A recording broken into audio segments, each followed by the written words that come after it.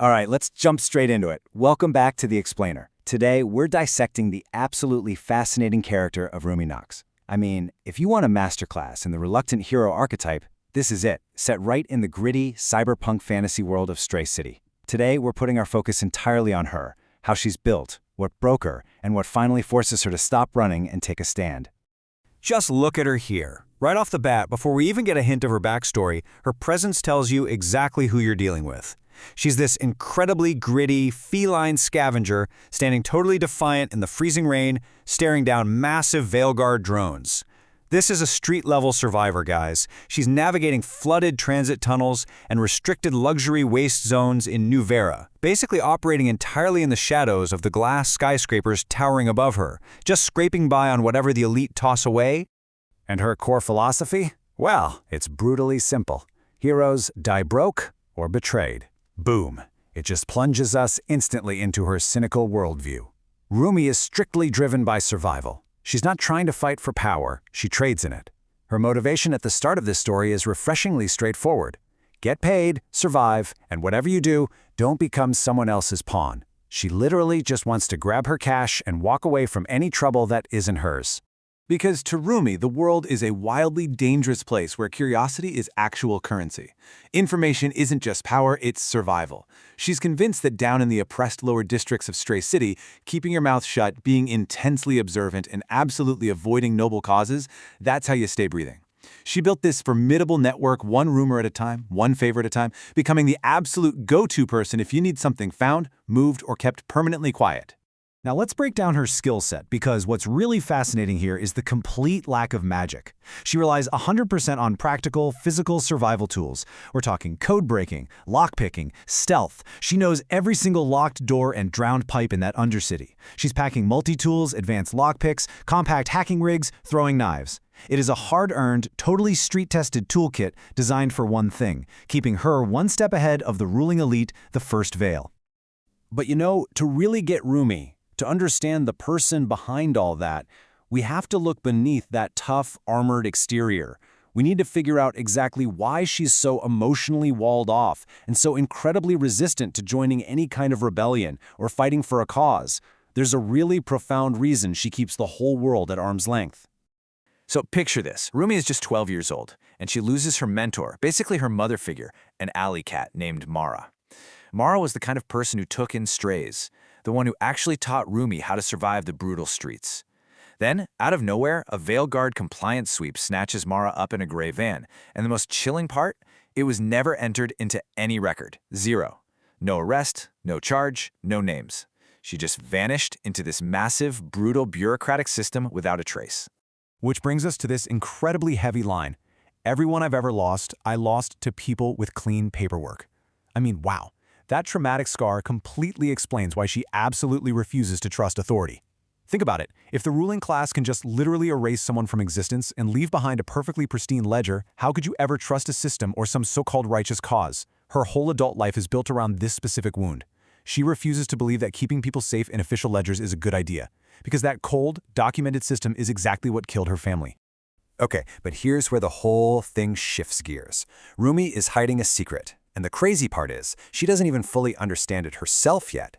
Something is buried deep within her, directly tied to the erased history of the ancient empire of Ironmere.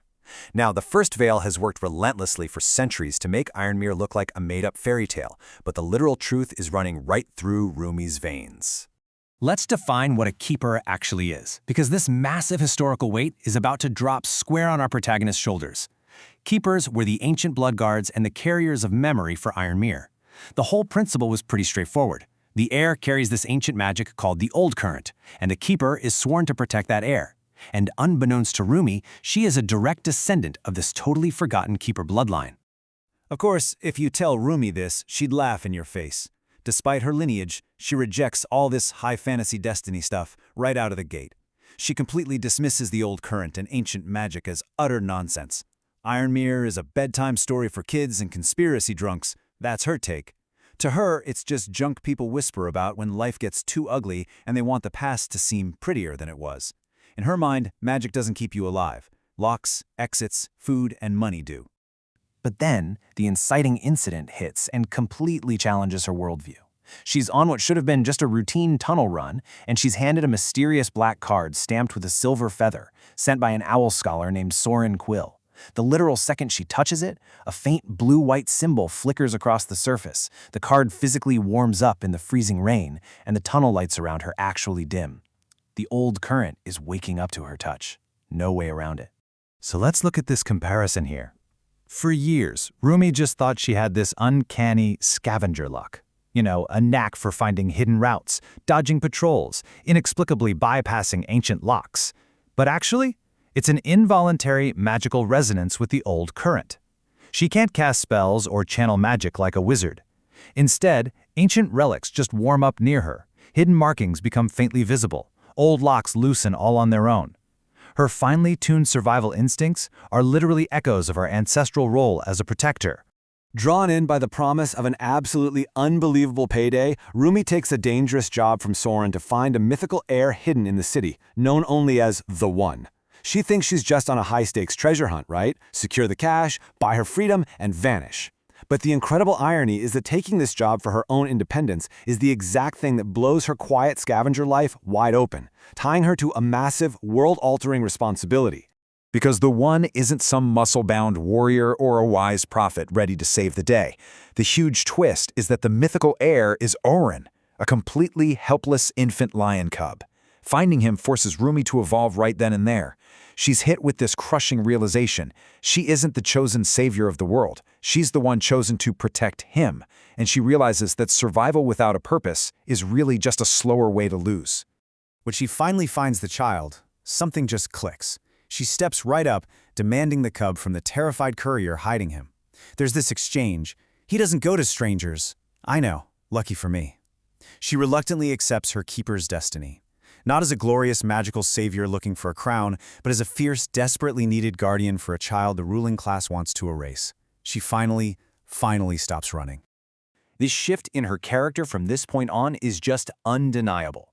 We see her transform from a tense solo operator holding a knife in the dark and trusting absolutely no one into the undeniable leader of a unified crew. She stops standing alone in the shadows and starts standing together with others, deep in the ancient parts of the city, basically forming a living shield around this kid.